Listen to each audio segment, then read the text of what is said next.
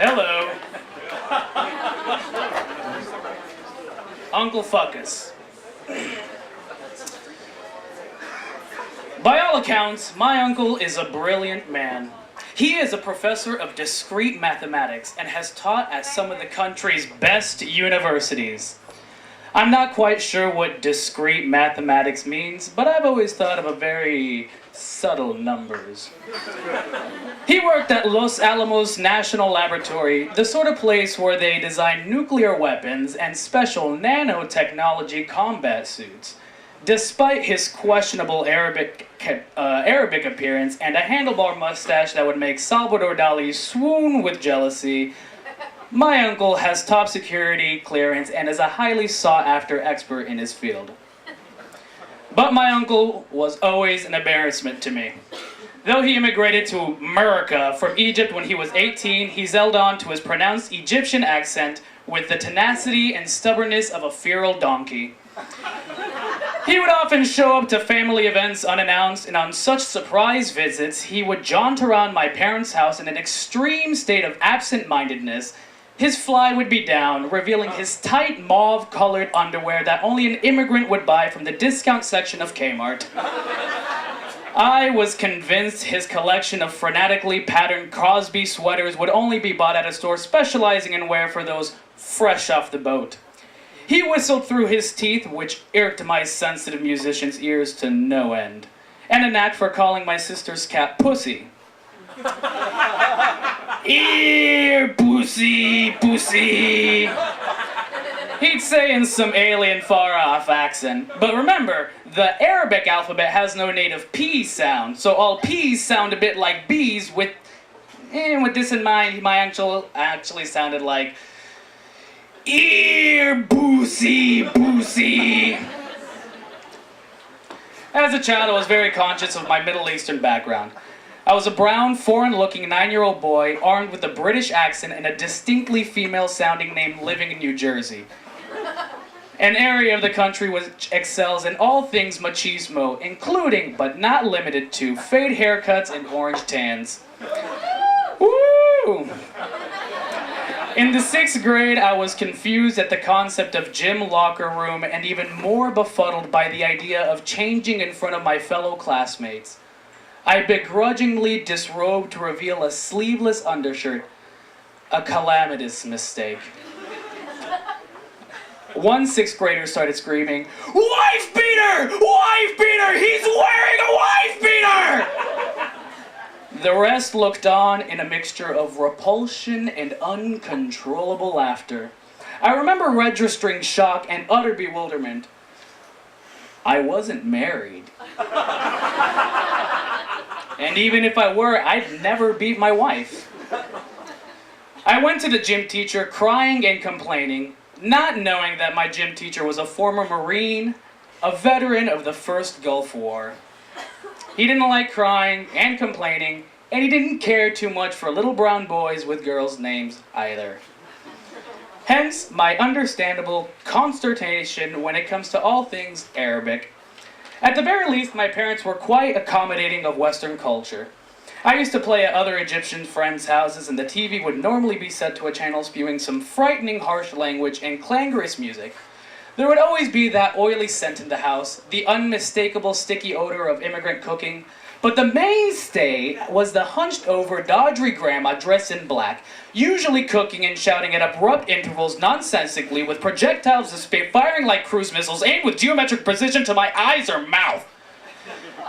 To say that the grandma is simply an old woman in Egyptian society would be doing her a disservice. As a child, I'd look at the wrinkly woman dressed in black in utter fear and trembling. She was ancient, a relic from a bygone era, a being from a different planet. She said things I didn't understand, ate things I couldn't comprehend, and smelled of a heavily spiced dried curry meat called bastama. I didn't have the grandma. I had the uncle. And though my uncle had superficially assimilated Western culture, he picked up certain odd American trappings, like restoring classic automobiles and singing Frank Sinatra in a distinct Middle Eastern cadence. His Egyptianness would always be there. lurking beneath the surface, ready to strike you when you least suspected it.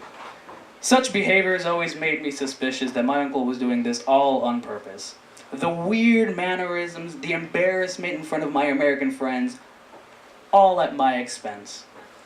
I shall never forget the cold winter night.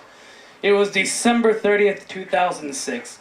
I had returned from my first term abroad in graduate school. My parents are the generous sort. They throw parties with copious amounts of booze and food. And on this evening, I had invited several friends over for a holiday party. Brown people and white people mixed with forced ease, each set wrapped in windstream sweaters and reindeers and Christmas trees. Wine was passed around. People swirled and danced awkwardly, their bellies full of a potent mixture of eggnog cocktails and finger foods.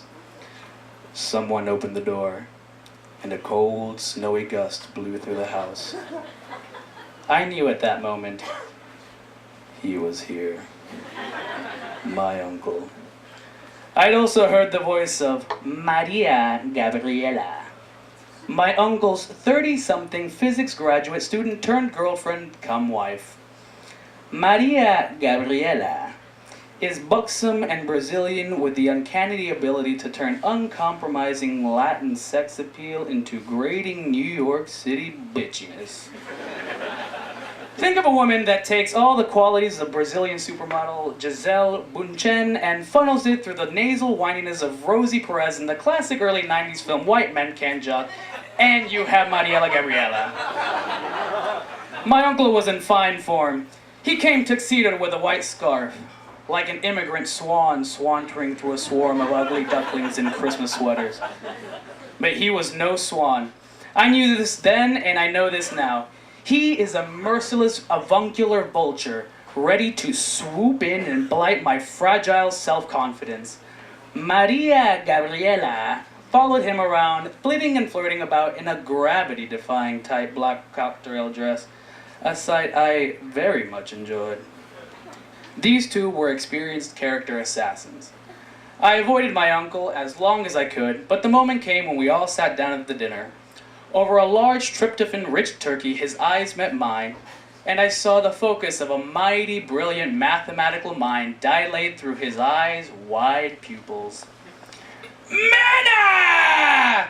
He said in an absurd Egyptian elocution. I forced a smile. How's the school? I nodded in a positive manner as I could muster. Yeah. Your father, he tells me that you have your PhD qualifying examinations. You must be studying very hard. I mumbled something about the difficulty of the exams. Yeah. Now you must remember, my dear nephew, you're not doing how does this one putsies? You're not doing the real degree. No science or maths. You're doing some music. I love music, but I know you go to very prestigious and difficult school, so it must be difficult. The table was wrapped in silence. My friends looked on, curiously not knowing what to expect. My parents, however, looked on in horror, as if watching a ski accident in slow motion, unable to intervene. So, because of this, and because you only have one real chance to make the life out of this music, you must study very hard. You must fuck us!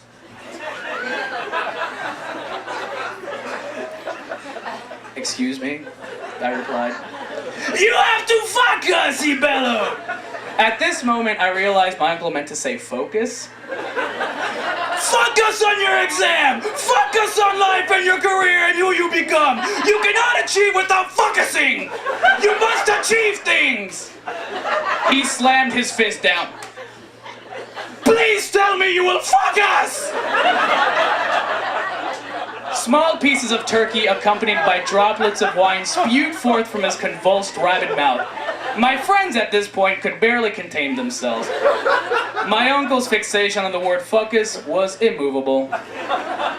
He calmed down. Mena, he said sweetly. All I have in life, I achieve things. Because I fuckus! He turned to his busty Brazilian bombshell of a wife. Maria! I love you! And you have seen me fuck as my very hardest! Oh my God! She replied, shrill in her Portuguese Brooklyn accent. Stop it, Michael, darling! What? Why? What did I do? I'm just telling him to fuck us! At this point, my parents thankfully intervened and turned the conversation to the sort of innocuous subjects appropriate at such dinner parties. Travels, work, stock options. Thankfully, religion and politics were wisely avoided. But my dear Uncle Fuckus had done his damage, and that moment stayed with me. It turned me into a stronger person, and I have since accepted my Uncle Fuckus for who he is and what he represents in my life, my past, and my heritage, and who I may one day become. Thanks to my Uncle Fuckus' belief in me, I have fuckused us very hard, and I too will achieve things. Guys,